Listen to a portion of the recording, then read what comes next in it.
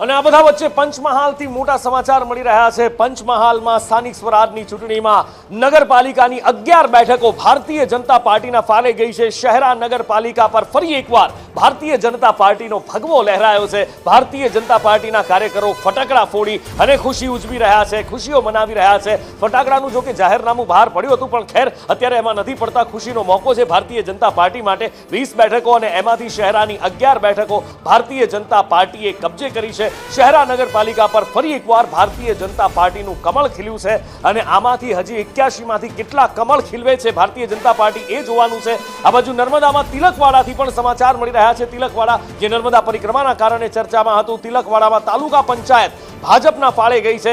તમામ 4 બેઠક ઉપર ભારતીય જનતા પાર્ટીનો વિજય થયો છે। અગર બેઠક પર પ્રિયંકાબેન બારિયા વિજેતા બન્યા છે અને આ સાથે જ બીજા એક મોટા સમાચાર પણ મળી રહ્યા છે। તિલકવાડામાં તો ભારતીય જનતા પાર્ટીનો વિજય થયો છે, પણ સાથે સાવલી બેઠક પર કાંતિ તડવી વિજેતા થયા છે। સિંધિયાપુરા બેઠક પર જમનાબેન ભીલ વિજેતા થયા છે। શિરા બેઠક પર જ્યોત્સનાબેન ભીલ વિજેતા